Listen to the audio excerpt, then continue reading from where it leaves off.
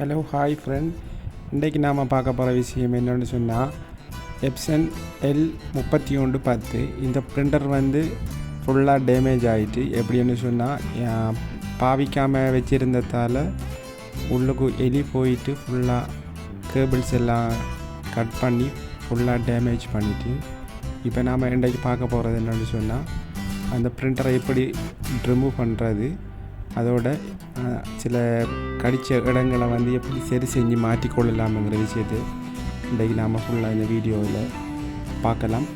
இந்த வீடியோவில் பார்ட் 2ல் தான் நாம் எப்படி ரீப்ளேஸ்மெண்ட் புதிய கேபிள் எப்படி போடுறது எந்த விஷயத்தை பார்க்குறது தான் ரெண்டாவது வீடியோவில் பார்ப்போம். இந்த வீடியோவில் நாம் இந்த பிரிண்டரை எப்படி ரிமூவ் பண்ணுறது, அதோட டேமேஜ் ஆன இடங்களை எப்படி ஐடென்டிஃபை பண்ணுறதுங்கிற விஷயங்களை பற்றி இந்த வீடியோவில் நாம் ஃபுல்லாக பார்க்கலாம்.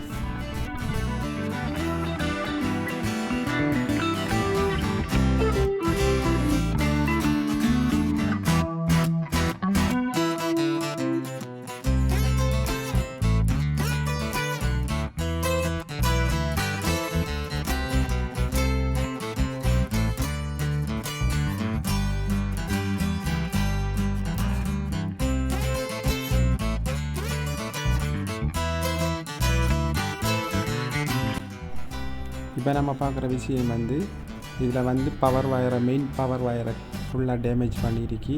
அதோட ஹெட்டுக்கு போகிற ரிப்பனையும் டேமேஜ் பண்ணிவிட்டு இந்த சைடில் இந்த ப்ராப்ளம் நடந்துருக்கு.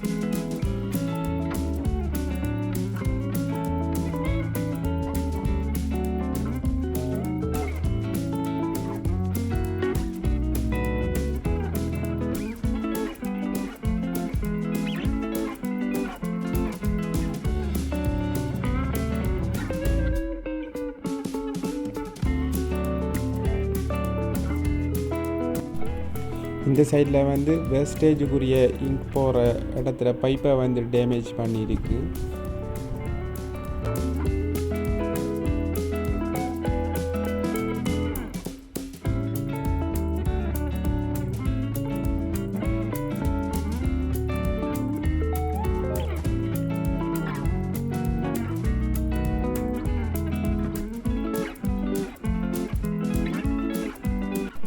அதோட அந்த ஹெட் மோட்டர் வயரையும் டேமேஜ் பண்ணியிருக்கு இந்த சைடில்.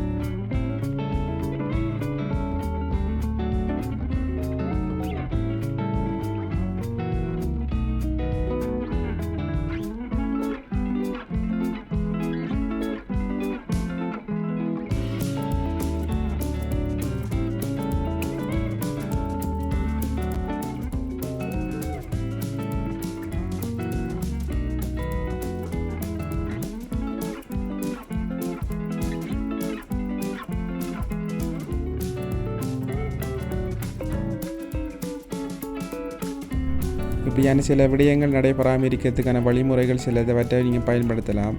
அதில் வந்து எலிகள் வராமல் இருக்கிறதுக்கான கெமிக்கல்கள் இருக்கி, சில பூச்சிகள் வராமல் இருக்கிறதுக்கான கெமிக்கல்கள் இருக்கி, அதை பயன்படுத்தி கொள்ளலாம்.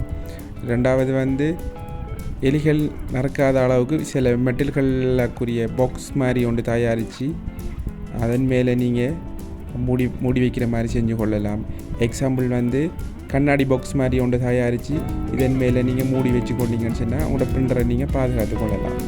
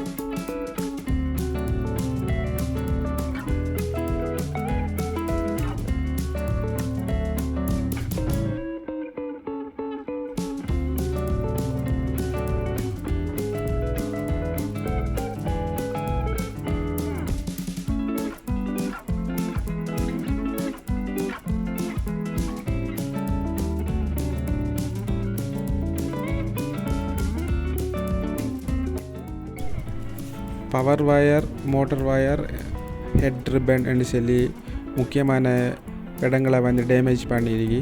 இந்த டேமேஜுக்குரிய ரீப்ளேஸ்மெண்ட் நாம் என்ன செஞ்சு கொள்ளலாம்ங்கிறத வந்து நெக்ஸ்ட் வீடியோவில் வந்து கட்டாயம் பார்ப்போம். தேங்க்யூ.